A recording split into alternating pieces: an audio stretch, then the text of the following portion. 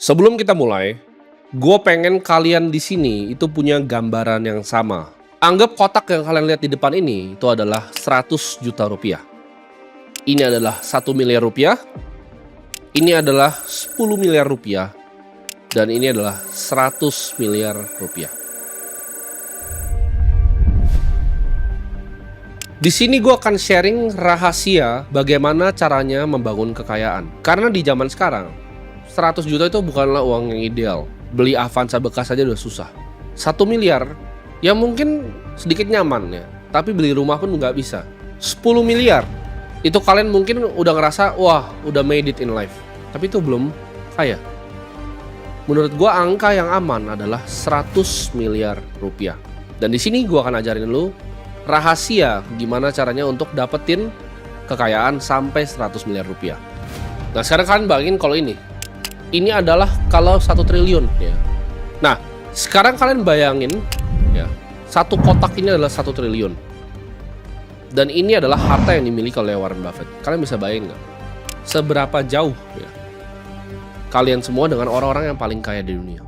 Sekarang kalian bayangin ada manusia yang bisa capai harta sebanyak itu di dunia ini, sedangkan kalian sekarang mau senengin orang tua aja susah.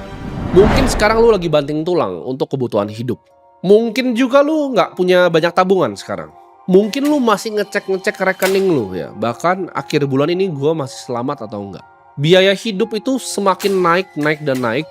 Tapi lu ngerasa kok gua punya gaji itu nggak naik-naik ya. Lu ngerasa gaji lu itu kenapa nggak pernah cukup. Kenapa gaji gua nggak bisa naik. Kenapa gua nggak bisa dapetin uang lebih. Bahkan mungkin lu adalah sekarang seorang pelajar yang sedang cari-cari pekerjaan ya sampingan, coba belajar yang giat untuk dapat nilai yang bagus untuk mendapatkan pekerjaan yang lu mimpikan dari kecil. Mungkin lu adalah pelajar yang mengejar ya mungkin nilai yang semu ya di era yang serba digital dan cepat berubah ini. Lu mungkin bahkan gak punya uang, bahkan sekarang masih jadi beban orang tua ya, belum bisa bikin uang, hanya membebani orang tua, minta-minta duit kerjaannya sambil nongkrong. Menjadi kaya, punya uang itu rasanya mungkin hanya seperti mimpi belaka. Lu mungkin sekarang bertanya gitu, gimana sih cara mereka melakukannya? Kok ada orang yang bisa sekaya itu? Apalagi lu mungkin mikir, oh ada yang bisa sukses di usia muda. Ini bikin lu kebingungan. Ini mungkin bikin lu marah. Atau mungkin perasaan benci ya. Mungkin kata-kata di dalam hati lu, mereka hoki, bapaknya kaya, mereka mah cuma bisa ini. Uang tuh gak bikin mereka berbahagia, pastinya mereka menderita, keluarganya pasti berantakan. Gua gak semintar mereka lah, mereka hoki aja, bapaknya udah kaya, gua gak ada modal, kok gak mungkin gua bisa mulai. Mungkin kalian berpikir seperti itu. Semua mimpi ya untuk bikin orang tua kalian bangga, bisa umrohin orang tua kalian, naikin derajat keluarga, beli mungkin rumah yang kalian mimpikan, lunasin KPR orang tua kalian, beli mobil yang kalian mau, itu terkesan jauh ya, bahkan traveling, punya kebebasan. Itu lama-lama semakin kalian merasa itu menjadi mimpi belaka. Lu nyampe ke penyadaran diri lu bahwa ini gamenya mah curang, lu ngerasa lu dicurangi ya. Ada orang-orang yang korupsi, mereka bisa dapat uang banyak. Kenapa semua orang curang di dunia ini? Pengusaha itu semuanya jahat. Dan lu mulai menyalahkan faktor-faktor eksternal yang lu gak bisa kontrol. Oh ini karena begini, karena begitu, karena negaranya begini, gue miskin, karena begitu pemerintahnya gue miskin. Mulai lalu salah-salahin hal yang lu tidak bisa kontrol. Semua kesialan lu di hidup lu itu lu limpahkan ke orang yang bahkan gak kenal lu hidup. Tapi gimana kalau di sini gue kasih tahu kalian bahwa ada rumus pasti untuk kalian bisa menjadi kaya. Ada rahasia ya. Ini formulanya pasti. Dan lu juga bisa menang seperti yang lainnya. Tertarik? Mari kita mulai. Mungkin lu yang pertama datang ke sini atau kenal gue ngerasa gue itu bohong. Tapi di sini gue akan kasih kalian seperti 2 jalan ya. Ibaratnya kalian mau telan pilnya atau enggak. Tapi gue kasih tahu, jalan ini bukanlah jalan yang mudah.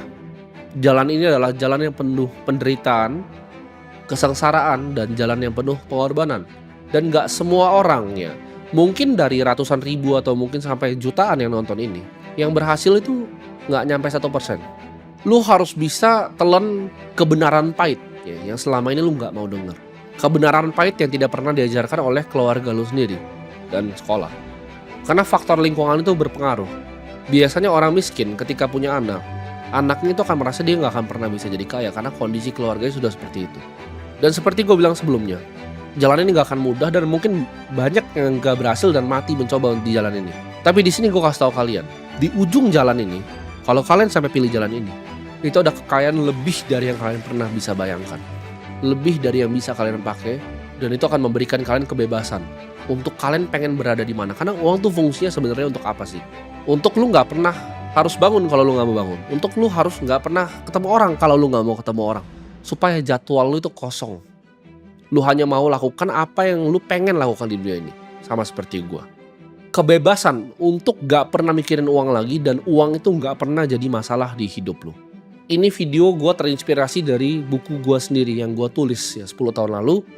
Gue tulis di situ dimana uang itu, gue gak pengen uang tuh jadi masalah lagi di hidup lu. Dan gue waktu itu pernah tulis, target gue di situ masih ada bukunya sampai sekarang. Gue pengen punya 100 miliar di umur 35 tahun. Karena gue mencapai itu ternyata jauh lebih mudah. Dan gue berjanji di buku itu, kalau sampai gue capai tujuan gue itu, gue akan bantu sharing ke orang lain apa yang gue pelajari, dan gue akan sharing isi buku itu di sini. Gue mungkin bukan level kayaknya Warren Buffett atau 9 naga, ya. Tapi gue yakin gue bisa ngajarin kalian, at least kalau dapat uang kayak gue, itu uang yang lu gak usah pernah mikir kalau lu mau makan, gak usah pernah mikir kalau mau beli mobil, gak usah pernah mikir kalau mau beli rumah. Itu uang yang lu hambur-hamburin juga udah gak habis lagi. Karena gue udah mencapai jauh lebih dari target gue tadi di umur 35 tahun di usia yang lebih muda, ya. 10 kali lipat, 11 kali lipat, bahkan 12 kali lipat. Jadi di sini gue mau ajarin kalian untuk dapetin uang more than you ever need, ya. More than you ever know what to do even with the money. Ini gue akan pertama breakdown dulu dari pemikiran kalian, ya. Karena kalian untuk bisa mencerna video ini, kalian harus punya gelas yang kosong. Karena pemahaman kalian tentang uang, ya, dari kecil kalian tahu, kalau kalian belum kaya, artinya pemahaman kalian tentang uang itu salah. Kalian nggak tahu konsep-konsep seperti apa itu uang, ya. Kalian pikir uang itu hanya menukar dengan waktu. Kalian juga nggak ngerti uang itu bisa jadi uang lagi. Kalian merasa bisnis itu yang penting punya modal. Bisnis yang penting punya ide. Sekolah juga masalahnya nggak pernah ngajarin kalian begini dan itu nggak membantu sama sekali, ya. Sekarang gue coba tanya ke kalian deh. Ya, kalian coba Google, ya. Kalau kalian orang miskin yang merasa bahwa kalian nggak bisa kaya, coba kalian Google how many millionaires are self-made, ya. Miliuner itu kalau di USD itu orang yang punya kekayaan 15 miliar rupiah lebih. Berapa banyak? Kalian ketemu, ya. Ketika kalian Google tuh angkanya sekitar 79% di semua survei yang ada. Artinya 80% orang, ya, hampir 80% orang itu bikin uangnya sendiri dari nol, dari miskin. Kalau mereka juga bisa, kalian harusnya bisa. Cuman kalian nggak tahu rumusnya kan. Lu harus riset, ya, pemahaman tentang uang yang didoktrin seumur hidup. Lewat apa? Lewat keluarga sendiri, lewat lingkungan, lewat teman-teman, ya. Lewat bahkan tontonan lu sendiri, ya. Kalian pernah pikir nggak kenapa orang-orang media itu bikin sinetron seperti itu? Orang kaya selalu apa? Betul, jahat, ya. Kalian selalu potret orang kaya di jalan tuh kalau pakai mobil supercar tuh jahat. Kasus-kasus yang lu lihat dari media massa, orang kaya selalu apa? Dia tertangkap korupsi, dia begini, dia begitu, ngerampok uang rakyat, begini begitu. Tapi kalian harus tahu semua itu adalah hanya panggung sandiwara. Ini semua bagian dari permainan mereka. Pemikiran paling berbahaya, ini gue kasih tahu kalian, formula yang bahaya, ya. Kan ini gue mau kasih tahu formula yang benar, ini formula yang bahaya. Formula yang paling berbahaya di dunia adalah mikir uang itu sama dengan gaji. Formula yang paling berbahaya adalah mikir uang itu hanyalah gaji dari pekerjaan. Ini akan bikin lu cuman mau cari kerja, ya. Lu sekolah, ya, nilai bagus-bagus untuk cari kerja. Lu bangun pagi, lu nafas hanya untuk cari kerja. Lu mau tuker terus waktu lu untuk uang. Kalau lu beneran pengen kaya, lu pengen di jalan yang gue sharing ini, lu harus buang jauh-jauh mentalitas bahwa uang itu adalah gaji dari pekerjaan. Kita di sini semua, ya, lu dan gue di sini itu punya satu resource yang paling berharga di dunia, yaitu waktu. Mau lu pakai untuk apa kan pertanyaannya? Waktunya. Karena resource yang terbatas tuh waktu. Uang tuh ada banyak sekali, ya. Ada literally orang yang cetak uang dari langit. Gue kasih contoh, ya. Lu jadi kasir nih. Lu nuker apa? Waktu lu untuk uang. Dan anggaplah lu jadi kasir yang terbaik di dunia. Apakah lu akan jadi orang kaya dengan jadi kasir yang terbaik di restoran itu? Jawabannya tidak. Apakah lu kurang kerja keras? Lu kerja keras kok dari pagi sampai malam. Tapi kenapa lu gak bisa kaya? Itu pertanyaannya kan. Karena formula yang lu pakai salah. Karena fungsi uang, ya, bagi orang kaya, untuk orang seperti gue, apa sih fungsi uang itu? Untuk gak pernah datang ke meeting yang gue gak mau. Untuk gak pernah ketemu orang yang gue gak mau. Untuk bisa bilang fuck you. Makanya ada terms, ya, namanya fuck you money. Karena kalau lu nyampe uang certain 1 triliun, there's a lot of things yang lu bisa lakuin. Orang senggol lu bisa cabut dia sampai akar-akarnya. Banyak hal yang lu bisa lakukan, ya, yang memberikan lu kebebasan dalam bergerak.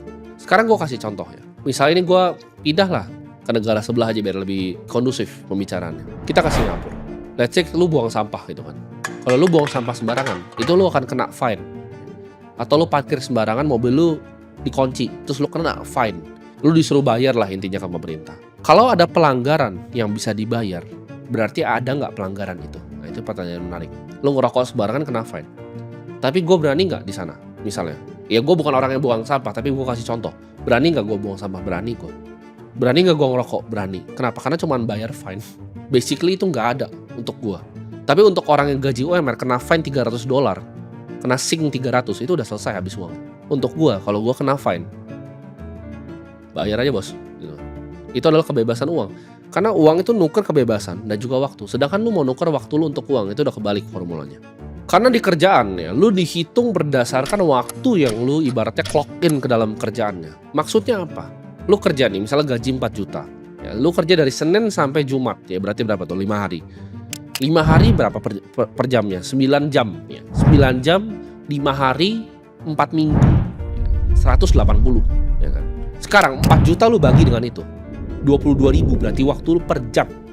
Lu ngumpulin 100 miliar dengan format seperti itu lu sampai tulang lu semua jadi busuk juga nggak akan pernah kecapaian. Karena gamenya bukan begitu cara mainnya. Lu nggak bisa jadi kaya lewat rute ini. Memang rute ini terkesan lebih normal ya kan, ada tangga karir dan segala macam, nuker waktu lu untuk uang terus. Soalnya percayalah, ini lu cuma akan lari di tempat. You will get nowhere lakukan ini. Tapi gue ini sebagai orang yang udah pernah nyampe ya di tujuan yang lu mau capai sekarang. Kalau lu mau pilih jalan yang gue bilang, kalau nggak mau pilih jalan yang gue bilang ya udah nggak usah nonton video ini, gampang kan. Tapi kalau lu mau capai ini, gue kasih tahu ini bukan rutenya. Orang bilang, oke, bisa kok kaya dari tingkatin gaji sampai jadi direktur segala macam. Betul, tapi lu harus hidup sangat frugal ya. Lu harus hidup sangat hemat. Gue itu bukan mau ngajarin kalian kaya di umur 65, karena gini, lu jadi dari bawah nih, misalnya lu kerja di bank, terus lu jadi direktur utama umur 65 gitu kan, terus lu mau pensiun, terus gajinya udah besar, miliaran gajinya, terus lu frugal hidupnya, tapi apa yang hilang dari waktu hidup lu? Nah itu kunci di depan situ. Apa yang hilang dari hidup? Waktu lu udah nyelip bos. Lu tiba-tiba, gue udah 65 pensiun. Hal paling berharga di hidup lu itu udah slip away. Jadi itu bukan jalannya.